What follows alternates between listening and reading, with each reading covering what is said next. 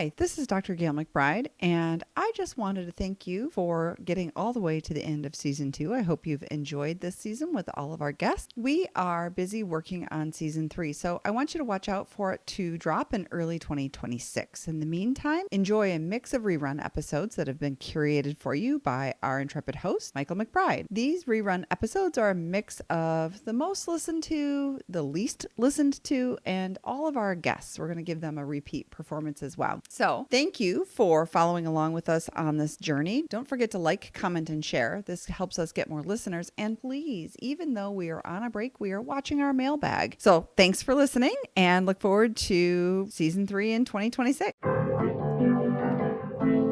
Thanks for joining us. I'm your host, Michael MacBride. I'm joined by a dynamic trio of psychologists today.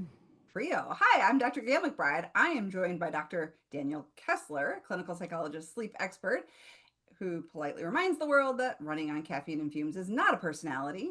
Dan, welcome. But we are welcome Dr. MacBride, who is a psychologist, executive leader, and now the founder of the Forward Collective. She has spent more than a decade helping high-achieving women, working moms, and athletes untangle burnout, perfectionism, and identity issues.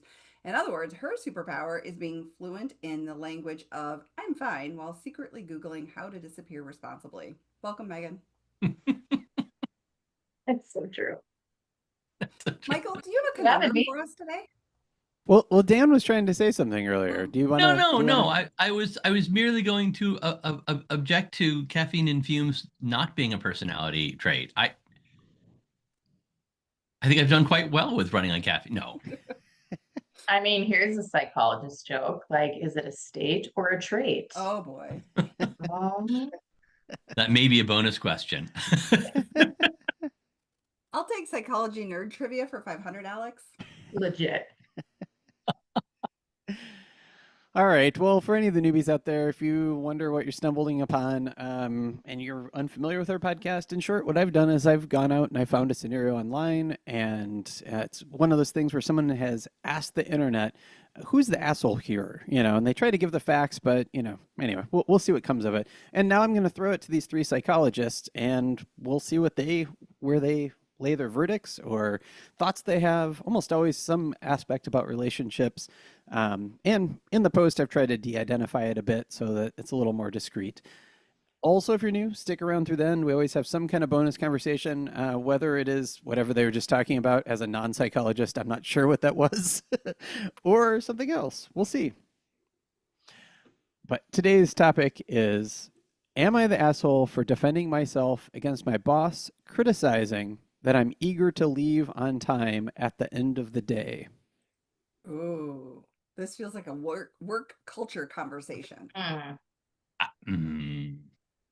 These questions, I love the way these questions are sometimes worded with the, we talked about before, the idea of a push poll. When they do political push polls, they call you up and they're like, would you vote for this person if you found out that he liked eating cats? And it's like, oh my gosh. So they're trying, this question is sort of like that. Am I the asshole for defending myself against my boss's unkindness? But I'm interested in hearing the fact pattern. There's got to be a whole psychology behind writing a hooky, kind of catchy topic like that, and how it predisposes you to judgment, I'm sure. But I'm judging OP already for writing a question that is clearly intended to guide you towards their solution, the answer that they want. For sure. Well, here's the rest of it. It says, I took a salaried position after being told the job would be fairly predictable, weekdays, normal hours, structured shifts, no constant on-call or weekend demands. But after I started, my boss got access to my personal number from my resume and began calling me on nights and weekends, asking me to... I didn't even get through it all. And you're like, nope, that's it. All right, I'll there's a mute button here somewhere in there. Michael, can you mute him? I probably could. That's all right. Nights and weekends, asking me to come in or handle things immediately, often on very short notice. I pushed back, explaining I'd set boundaries and asked him to schedule extra shifts in advance, but he dismissed that, saying emergencies happen and I should just drop whatever I'm doing when needed. My coworkers also piled on pressure, criticizing me for refusing weekend work and claiming that it's part of the job, even though that expectation was never explicitly part of my contract. I've now started ignoring those off-hour calls and only responding within agreed-upon business hours. That's caused friction. My coworkers grumble, my boss acts frustrated, and some argue that if everyone refused like I do, operations would break down. I feel stuck because I accepted this role under certain terms, and enforcing boundaries feels like I'm walking a tightrope between standing up for myself and being labeled hard to work with. I'm wondering whether I'm being unreasonable or if the problem is management overreach. Do we know the industry of this person? Do we get to have that detail? I'll look. I don't remember it being abundantly clear, and I also don't know the sex or gender of the person, but I'll see if I can find those for you. That was gonna be my second question too. Okay. I mean, it's an interesting question that you asked, because then it sort of presupposes that industry specific would make it okay or not okay. What's your take on that? I mean, it's a salaried position. Yeah, it's a salary position. I don't know that it would make it okay or not okay. I Based think there on could be industry. context there though, Mhm. right? Like they mentioned on call, which always like cues me up to like what type of, I think about, we've all worked in healthcare, right? There are Mhm. certain things that come with the territory that may require, off-hour attention. And yet, even in that industry, I don't think on the regular, unless it was baked into your contract. Yeah, I mean, I think that's kind of problematic here, is this person seems surprised that this is an expectation. And it's not the first time I've heard someone feel sort of blindsided by then the and other duties as assigned kind of clause that sometimes exists in a personnel a position description. Yeah. I mean, I was all ready to like say not nice things about OP here because they have framed the question the way they did. But I gotta say, like, I'm down with this. This is the comments that some of the coworkers have made to this person is like you're leaving all this work for us. You're not being a team player. And what everyone seems to be missing is that it's the corporation's responsibility to be sure that they have coverage. And we frequently get people, if we don't ask the question, is this reasonable? Sometimes we just go along with stuff. Mm-hmm. And this is one of Yeah. those situations where each person in the room hasn't asked themselves, is the emperor wearing clothes? Is this ask reasonable? And they've just kind of gone along with it because that's the culture and that's the way it's been. And now this new person walks in and they don't fit the culture. Yeah. I find it so wild how accepting we are of this type of work culture. Like you said, Dan, like just kind of blindly accepting, like it's, because I could think of a million different industries where this would come, like tech companies, startups, like all those types of things where it really is just the embedded culture of hustle, Mhm. hustle, hustle. And so to be anything but in line with that culture sticks out. But to your point, like we don't ask the question of, does this stick out in actually kind of a healthy way and in the direction we should be going, and maybe empowering people to be more vocal about their own boundaries. I think the thing that I heard in that post that kind of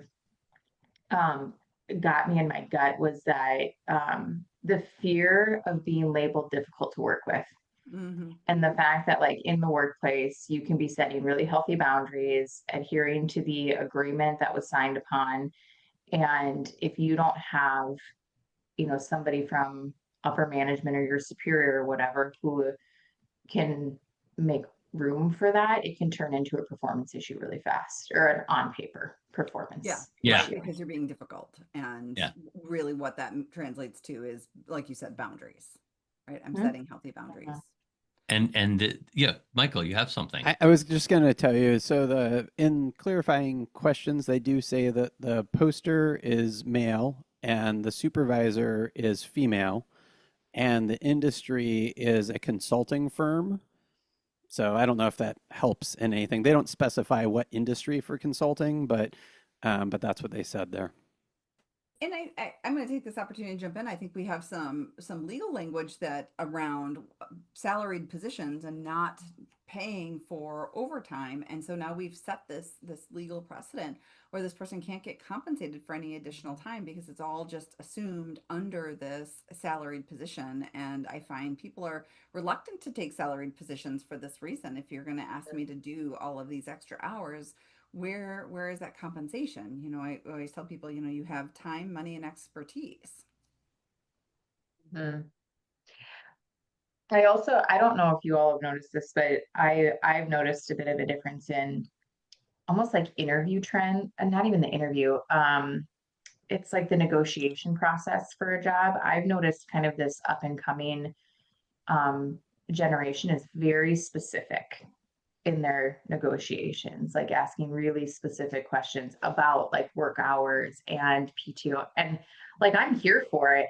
And I totally get it from the hiring manager point of view, where it's like, it's kind of that like legal piece of it too, right? Where it's like, well, yes, and Mm-hmm. No, right? Like, I actually really like that. I remember when I was in a leadership role at a big company, and I was hiring someone, and during the interview, he said to me, I would like to start my week each Monday. I want to start like around 10, because I like starting my week with a good workout to kind of frame myself properly for the week. And, I will complete my hours for the week and do everything within the parameters. But I really like that first day of the week to start later than usual. Maybe 9. I don't remember. It was a long time ago. And I was like, like what an interesting interview question. Like, part of me was wondering, like, is this an interview question asked to see what our company's flexibility is, or is this just Mm-hmm. is this like on the face? I took it on the face value. I'm like, yeah, job work. Yeah, that sounds. Right. I love the idea of good work-life balance.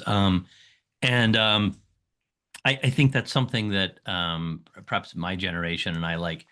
I'm officially Gen X, but I sort of straddle. Like, I'm the first year of Gen X, and the Boomers were the year before me, and because I'm old. And I think that that's something that is really great about the millennial generation and Gen X or Gen Z generation. This greater degree of focus on my life outside of the workplace is really important to me, and I Yeah. think that I really appreciate that focus. So the I'd be flip interested in hearing is about this with work to Opie and live Boss. versus live to work. yeah, yeah. I think it's a big difference. And I think I'm technically of the millennial generation. I'm in that like little window of like the last group that grew up through the formative years without a cell phone. I'm the last, I'm the last one of those, whatever generation that is. But I remember on my practicum, um, there was an intern. So I was a practicum student, they were an intern, and she would leave on the dot 4 p.m. every day. No questions asked, no wiggle room. And I was a practicum student, like trying to impress, right? So I was there till like 8 p.m. doing who knows what, adding absolutely no value, but just like, but I'm here and I'm working really long hours. And do you see me doing that? And I remember asking her about it. And that was the first time I got some insight into this idea that if you hold the boundary, the culture around you will shape around that boundary. Especially if you bring quality work forward and are a valued contributor, then they're not going to want you to leave. They're going to respect your boundary because they want to continue to have your talent at their company. And sure enough, I would just kind of sit back and watch. And she was a phenomenal therapist. I think she still works there to this day, and I bet you she's still leaving at 4 p.m. Oh, that'd be every amazing. single day. But it was such a like, that was never an original thought to me to be Right. like, And hey, how leave often? on time. And I don't know that corporations, like, I don't know of anyone who's been told by well, maybe occasionally, but very few people ever get told by the company they're working for, you're putting in too many hours. We get, oh, Not U.S. We're, companies. thank you so much for all the hard work you put in. Yeah. And, we do. And Gail, you talked about like the purpose of a job. I love my work. I really do. I love being a psychologist. I love the work of a psychologist. But I freely admit that I come in because I get bribed to. Mm-hmm. And I do want to set those boundaries around my work when I'm working for someone else. Now, I will tell you that my current boss It was more, well, it's me and McBride. The I was gonna say shared leadership. Yeah, they're a little harder on my hours and such than, especially myself, because like when working for yourself is tough because you had no one to blame when you miss the. But having worked for big companies, I've certainly made the mistake of at times not having those good boundaries, and I regret not necessarily always like, oh, I'm just going to go take care of this work that they give, without setting a good boundary. And learning how important that was from someone else was really helpful to me. And I did, Mhm. It's interesting because we are really talking about culture and leadership and management and I think that's so important. Megan, you were talking about working in an organization where this woman left at 4 p.m. and it actually harkened me back to my internship. And I was in a position where I got two very different messages at the same time from leadership. So leadership is not always on board and in sync with this. So my direct leaders would say to me, your work is done, go home, right? See Mhm. you tomorrow, Monday, like whatever. If your work is done, it's done, and we trust you. And at the same time, they had instituted a badge swipe and they had coded levels of employees. And Oh so, God. doctoral level staff, and I think at that time I was probably an intern. Yeah, I was an intern, but we were considered to be the same level as the doctoral level staff. And so we were code zero, which was defined as very responsible professional. I am not making this up, but you still had to badge and fingerprint in and out, and you had to keep the hours. So no longer did I have the flexibility of when my work was done because I had to sit there and like make shit up to do until, Mhm. it was time yeah, to that's go, awful. which is so demoralizing and so confusing when you're an early professional and trying to sort out like what kind of professional do I want to be here and what Yeah. do those boundaries look like? And back to Yeah. OP, Yeah. I do remember my own internship, and when I was interviewing, they said, well, most interns work about 50 hours. We always keep it under, we really keep it under 60, but I mean, probably it's going to be a 55-hour work Mhm. week as an intern here. And that was clearly stated, and I was well aware of it. And I think I was making minimum wage once you figured in the out, but I mean, that was It's been a part of. high paying internship then. Well, it was 1995, and I was making $17,000 a year, work 55, 60 hours a week, whatever that is. Someone can figure that out. But I mean, that was a clearly stated work expectation Mhm. on the way in. They made it clear to me that that was the work expectation. I could have chosen to take it or chosen a different internship and chosen that. I did choose to work there. But with OP, getting back to the question, Question at hand. Good idea. according to, we will accepting his fact pattern that he wasn't given the information and is getting crap for leaving on time and setting boundaries. I'm on this guy's side. Um, Can I massage the facts a moment? well, of course, we always do. Right? So the massage fact pattern here in my head that I worried about when I heard the post that would make it less clear is we tend to fall on the side of OP is reporting as it actually happened. And through the process of the conversation, we often walk ourselves into this. But if I were OP and I really wanted to mask, my shittiness in this, I might post it and have a different flavor to it. So let's say now OP, what he's not explaining is that he is spending however much time to wrap up all the things, tidy the desk, and then just wait it out till the clock is turned over to like 4 o'clock or whatever time, that he's agreed to leave his desk. And, he's just waiting it out because you don't start something new.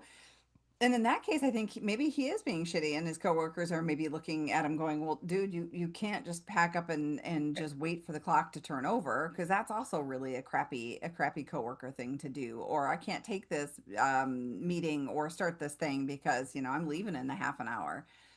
So that would be my Yeah. massage Or fact it's his pattern. like definition of end of the workday, Yeah, 2:30 p.m. And he's just like, yeah. peace out. I've got pickleball, like I'm, I I, like I'm, that it's pickleball. Thank you.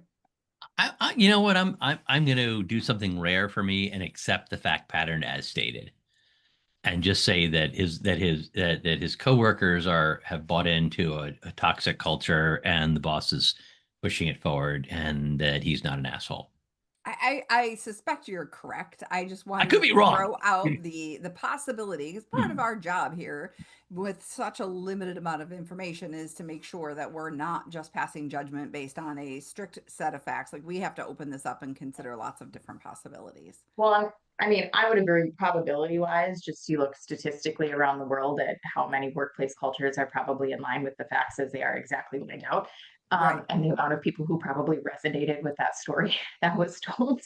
But I think the point is interesting, Gail. And the thing that I notice in a lot of work cultures that is what I don't like hearing is that it appears that the leadership style is really centered around like fear and shame, right? And that's how we're going to like motivate you to work, right? Versus Mhm. how do we teach more leaders and build more work cultures that are actually comfortable with accountability? Because accountability, you don't have to be a jerk to hold people accountable.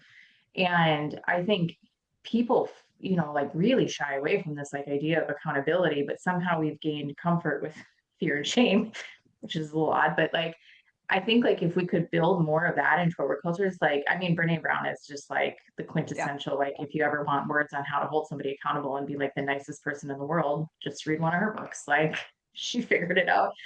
But yeah, I think, that's the part that's like, I feel this kind of like ache of disappointment by the leader of just, if this work pattern isn't working in the context of your whatever industry you're in or the demands of the job or whatever, have a tough conversation, you know? So it leads us beautifully into, so this person shows up in your office and they say, Dr. Miller, I'm really struggling at work. I feel like I'm in the middle of this push pull. I want to hold my boundaries. I want to have a life. I have a pickleball league. They're waiting for me to show up. And I, have this incredibly demanding boss. What do I do? Like, how do you talk someone through having that really tough conversation with a leader who leads with fear and shame? Yeah. Um, I So I was trained as a child adolescent psychologist and spent many years working with kiddos and their families. And I would have these key conversations sometimes where it was just really clear that the kiddo had emotionally matured past their parent, right? And so they have now Mm. become the more emotionally mature person in the system. Wow. And I love how having, I'm gonna like interrupt you. I yeah, love how you said that they matured past their parent. That just yeah, Yeah. it, resonates with, it immediately made me wonder yeah. at what age my kids did that. I'm It sorry. had to have been past tween, but probably anyway. Anyway, I Sorry. think, thank you. That's so beautifully said. Yeah. yeah. Thankfully, I still think I have my kids on emotional maturity, but math, they have all, including the 7-year-old, surpassed me. Oh yeah. Oh So, yeah. Yeah. I definitely like, lost that just, battle. But the emotional maturity one, that yeah. I remember with one of my kids a moment when like, and he was a teenager at the time, and he said something to me. I don't remember the exact moment, but I remember thinking, "Wow, you handled this situation way better than I did." Well, it might have just been your human that's coming out too. I mean, I'm still going to give you the benefit of the doubt on maturity. But the reason those conversations would stick out to me is because they're always really hard to have as a clinician, because you had to explain to this young child that, like, from here on out, you're going to be in a pretty vulnerable place because you're young, you have an underdeveloped brain, but like, I need you to like hang in there with me because you're now kind of emotionally responsible for yourself and you can't depend on this person that you're supposed to depend on. Mm-hmm. And so it's a reversal, right? It's a role reversal. And that can be really hard to navigate. And I see that same pattern in the workplace so many times where you end up in therapy having to work with, the employee who's like, I don't like that. I know this isn't proper leadership. I know this isn't the way this is supposed to go, whether I have language for it or not, right? That can be part of the therapeutic process, is like bringing words to that experience. Um, but having that conversation with them of like, okay, like, this is, you're seeing the skill set of your leader and we're noticing that it's subpar, right? And so we now need to get into a situation where, how are you going to navigate this knowing you've outgrown your leader, essentially? And I think this sounds like one of those situations. It's I think it's a rare occurrence that like a head-to-head kind of battle mentality with your, like, let me kind of prove you wrong, or let me show you why, or let me bring you these facts or articles or like whatever. I think that hits probably some insecurities for the leader. And then I think it just elevates the problem. So very concretely, what do I think that looks like? I think one, it can look like, how do you maintain your boundaries and like stick to it if they're that important to you, and recognize and know that it's going to be uncomfortable, and how are you going to cope through that discomfort? And or two, starting to have the conversation of what are your other options on the table if this culture isn't one that's going to be conducive to your kind of fundamental needs. Yeah. No, it's very well Yeah. said. And I think the follow-up conversation, if and when those people decide to leave those toxic work cultures, is what can I ask in the next interview so that I don't end up here again, right? I Yeah. don't make that same relationship mistake, which is so hard because in this case, OP feels really duped. Yeah. And one of the problems here is OP is really stuck. Right. Because he can set his boundaries, but if the workplace doesn't accept them, Or now what it's if it's job like the search. big name, like the big company that looks really good on your resume, and you just like want to stick it out for 2 years so that Yeah. you have the experience, and then the world really opens up to you, sort of thing. I mean, there really are like some pros and cons, but I find that if you're able to identify and recognize like this culture is toxic in some capacity, but I'm choosing to stay here for like reasons 1, 2, and 3.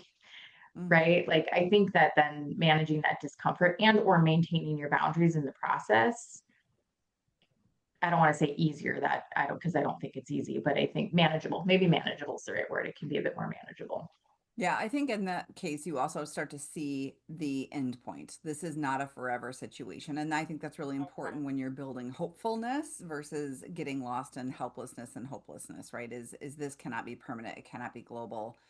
I Yeah. have to know that I have at least some agency here, including that decision to stay at maybe X name big company for a stepping stone purpose. I don't want to look like I'm job hopping, and I need my resume to look more thoughtful and more transitioned instead of herky jerky and reactionary. Can we Can I throw out a render? potentially controversial question? Of course. Do you think our OP guy needs a therapist or a coach? Oh, wow. Maybe someone who can do both. Yeah, I think I think Raise your hand. no, what sounds like he needs is he's asking the question like, gosh, am I the one am I like everyone else is telling me this and I'm the only one? And being in that place of being the only one who has a different position, like it feels wrong, which is causing him to question his own values. And I think there's an opportunity here for either a therapist or a coach to help him to kind of parse through, and also help him to parse through the difficult decisions that the two of you have talked about. Like, yes, it's a bad situation. They're violating my boundaries. Do I want to stay? Do I want to go? How do I want to navigate this situation now that I've identified this very clear problem that isn't working for me? And I like that spending the time with him doing that really thoughtful work, whatever that is. All right. So Dan, you started to suggest we should render a verdict. I think he's not. Asshole? No. I think yes. Yeah, no, I No. think we've talked around this enough to all agree. We don't think, as stated, As this stated. person is the asshole. We do have some significant concerns about leadership and third party minor characters here. The coworkers also, just going along and not questioning, is this reasonable? I see the third party characters here, as we often refer to them, as like victims of a system. Maybe not victims is too strong a word, but like they have bought into a system that I don't think they're assholes. I think they bought excuse me, I think they bought into a system that's toxic or damaging. And what might end up happening, I could also see, like, as we massage the facts here, the other coworker going, wait a second, I can set boundaries at the workplace and not answer my phone on a Saturday.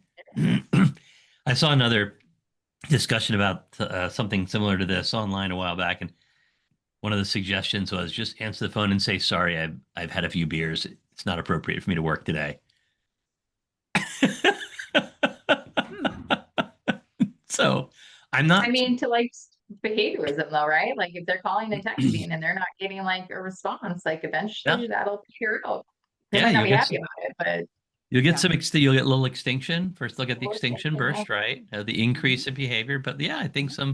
there's an opportunity here for like, I just, and I'm interested in what the internet says. We all said he's not an asshole. Oh man, this was a wild one. So Really? I really enjoyed this one. I mean, this was and mainly one of the side conversations that kind of comes out of the big thread. So the most common populist response was there are no assholes here. I know, but this is the logic. It was, you accepted this job with what you thought was in good faith, and that they told you what it was. They hired you with a common understanding of what the job was. Maybe they didn't communicate that to you well, but now they've tried to communicate that to you, and you're ignoring that. And then the culture of the workplace is such that like the coworkers are just like, what the hell? Like someone needs to pull the weight here. So ultimately the internet said no assholes here. Now, No, I disagree. Wow, the I've done internet's wrong. hiring. I have done hiring. And when I have never hired someone for any job where I did not clearly and explicitly state the expectations in terms of hours, time put in, on call or evening time. I've never done a hire without that, and I've never interviewed for a job where I've not asked the question. So well, I'm going to and so respectfully disagree. yeah, I think the internet is wrong. I'm not sure who I'm talking to when I reference the vastness of the internet, but I'm happy to tell them they've got this one wrong. Um, However, I will say I think there is perspective, and I can see where people are kind of bouncing between perspective. And this is whenever I was hiring, and I just like really, really, really encourage anybody who's in a hiring position to hire for a good match, not to just fill a seat. Because if you're just hiring to fill the seat, it's going to backfire every single time. If you find yourself trying to sell the position to somebody, that should be a red flag that maybe you don't have a match there. Just be honest about the work, what the work is, what the place is. If it's a 65-hour week and there's nights and weekends and like, crisis management that comes up, just say it, because you ultimately want the person who can handle that and who will go in eyes wide open, and not be caught off guard by that. You save yourself the turnover and all the money that comes with turnover. I think that's probably one of the best things people could do as a hiring manager is be patient and find the right match versus try to fill things quickly. And I think we do a disservice sometimes when in these bigger corporations where you have recruitment functions that are like their metrics of success are how fast can you fill a vacancy, Right. right? And No, and so the I could see motivator I that. think is off sometimes. I could see that being exactly the reason why we have this culture, but we didn't share it with our candidate, and now they're here. And oops, no, you failed as a leader and as a hiring manager to say exactly what was expected here. Yeah, and I'm Yep. not willing to say the hiring manager is an asshole. But I think the hiring manager failed to handle this correctly, or the boss, whoever did the hiring, failed to do this. And I'm going to disagree with the internet because I'm not letting them all off the hook. Yeah. So one of the more interesting pieces here that, well, at least to me, it was the conversation that the internet then descended into, and it had a lot of people who said like, I'm a CEO, I'm a whatever, blah, blah, right? C-suite people. And they all said like salary means you do whatever the job requires. And by posting that it's a salary position, there is an assumption that goes with that, and you should know what that means. And you did a shit job of doing your research and understanding what that is when you applied for the job. And I was just like, wow, I never really thought about that before, but it was kind of interesting to hear people defend that. I know that this has been kind of commonly growing in a variety of industries, and I think it's continuing to participate in a really toxic idea of what it means around having a worker and what you are buying when you buy their time at a salary. I think we have it wrong.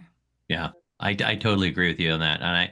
And there are, I mean, I've known people, my wife's in software stuff, and there are times when like we have a launch coming up or there's a product release coming up and there's going to be some extra time, and but that's both well known in the field, and it's well known and predicted within the job that this is going to happen. The as part of the interview, like, yes, we're going to have times when we're going to need to do work at other hours because this, all of that is spelled out both in sort of the conventional wisdom in the field and that person's specific role and in that specific job. And I do think it's beholden, and yet the I mean, the responder is correct. Like a salary job means you do the job, and at the same time, like there's reasonableness and rationality here that I think is being violated. Mm-hmm. Well, and I think you have to get to a place of mutual respect and mutual trust. And if you can't build that in your culture, salary really isn't doing you any sort of favors, right? We know salary is like really helpful for well-being in terms of like obviously predictable income really helps people in their lives.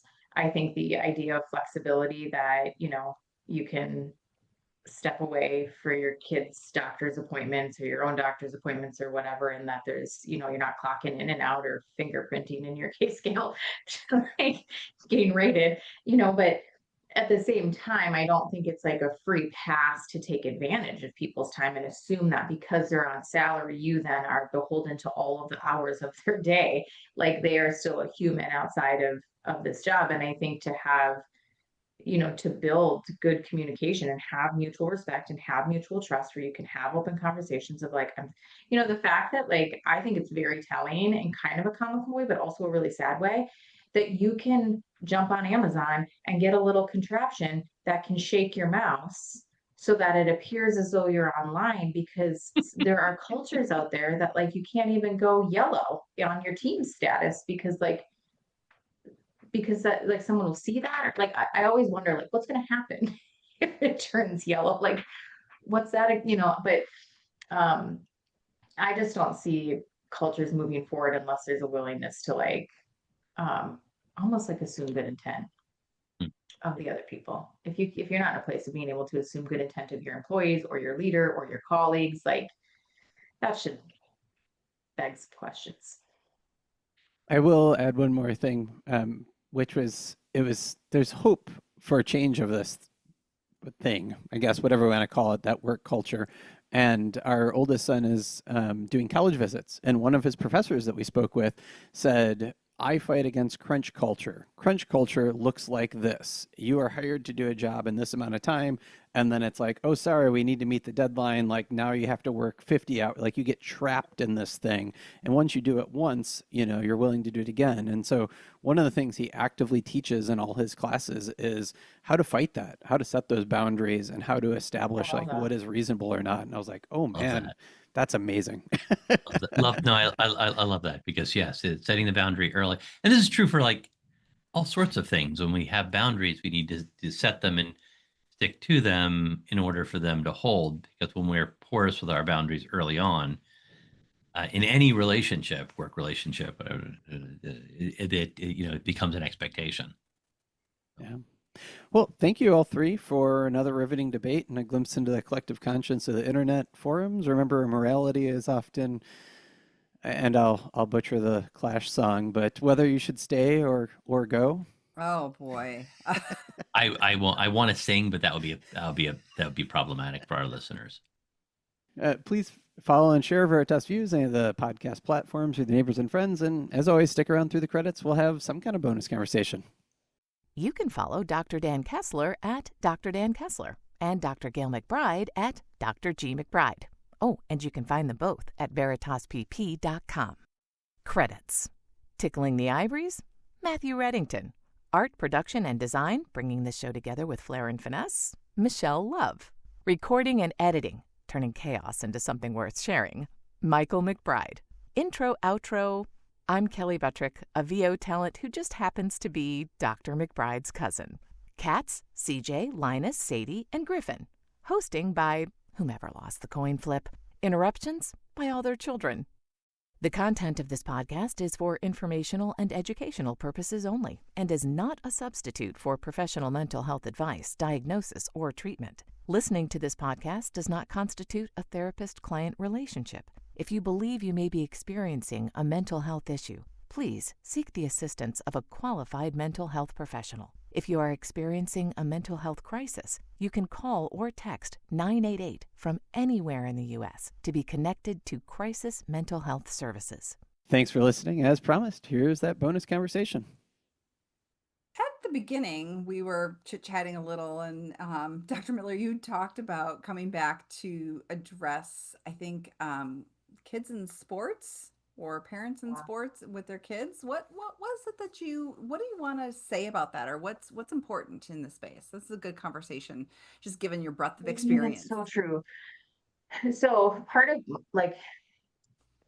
what prompted me, motivated me, nudged me, pushed me right off the cliff of starting my business, take your metaphor, is I feel like there's these two populations where it's like, it's not going well. And I'm like, is anybody paying attention? Like, is anybody watching? Because I think we have a problem on our hands. And one of them is just this idea of like career-oriented, high-achieving women in particular, trying to figure out how to be all the things without quieting their voice. And I think that is a struggle. And especially as women progress in their leadership, you just see some concerning patterns of rises in anxiety, depression, sleep issues. I mean, you guys know all the things, right? And then their peer network shrinks because you're getting into the C-suite. You can't, you don't have that shoulder-to-shoulder colleague to rely on. So that was one big one. But the other one is around youth athletics, where you watch this, to what we were talking about, you watch this culture play out on these fields, and it's kind of horrifying. And then you watch just, everything's a business, right? So then you watch this and you think about it through the lens of a business, and it's like, it feels like the train is moving so fast in this direction of increased pressure, increased performance. The parents are starting to buy into it. The product they're selling is this idea that every kid is a prodigy, and they're almost like monopolizing that mentality. So then these parents really get invested into it, wanting to live the dream. They're probably like playing out their ESPN documentary, like on the sidelines. It's like their kid is playing. And I think what it starts to like bring out in people is just, I don't know, just like some concerning parent-child dynamics, right? Like somehow you get on the sideline and it's this permission to like use this tone or say these things to your kids, where it's like, maybe Really? it's not. Yeah. Yeah. And you know this because you were an athlete at a young age. So like you've seen this space change over your lifespan then. This is really something that's sort of remarkable for you.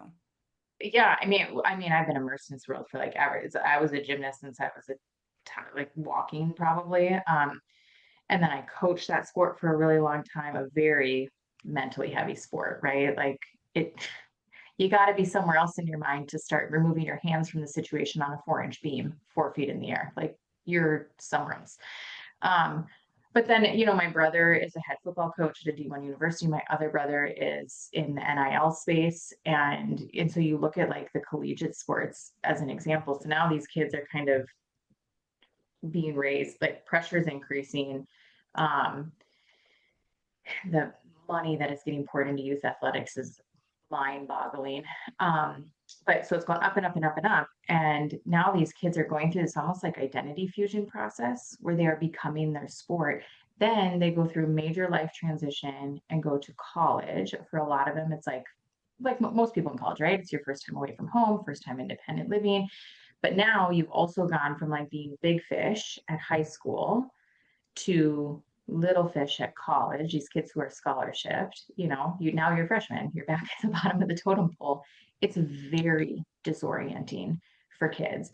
And so the NCAA has put best practices in place, and they're now requiring certain level of support via therapists in their athletic department. But a lot of times, it might be like pre-licensed folks, or their access is really poor because they have to cover the entire athletic department as one person. And so you see some of these kids go through some really difficult mental health challenges. It's no surprise that when they do the research and pull out the data, diagnoses are on the rise, suicides on the rise. But then the part that really concerns me, like, I think NIL is really controversial. Do you guys know what NIL is? I don't know. I'm going, please define this term. Yeah. Mike, you might have to like double check. It's name, image, and likeness, I believe is what it is. So sure. essentially college students now can get paid for their name Yes. being used to, make the college money, which I think is like totally fair. Like if they're going to use you as their moneymaker, like you should get a cut of that, right? Where I see a problem is we are now, you see that these kids are in a major developmental shift. Their brain is going through like massive transformation. I'm not going to say they have poor decision making, but I'm also going to say that their decision making skills are currently transforming and sharpening. And now we're putting like millions of dollars in their hands. Right. And it, and then you pull in like family dynamics, friend dynamics, and my question back to the NCAA is, what education are we giving these kids as we put the money in their hands that's preparing them both financially, but also from a mental health point of view to hopefully navigate that? Yeah, hopefully better than the professional sports leagues have done over the years with financial advice. So Yeah. Wow. I know. Yeah. Really good observations. I feel like you have done such a good job of articulating some of the things that float in my head, but I wouldn't have had quite the same words for all of that. So I really appreciate your take on that. I'm glad that you and the Forward Collective are out there helping people make better choices for their mental health. Thanks again for being with us. This was Thanks a so delight. much. Yeah. It's fun. Yeah. Yeah, thanks so much. Thanks for tuning in, everyone else. Tune in again next week for a whole nother Am I the Asshole debate. We love hearing from you, so please review us on Apple, Spotify, or, well, wherever you're listening. If you enjoyed this podcast, please review, like, and follow. Also, give it a share. This helps us reach more listeners.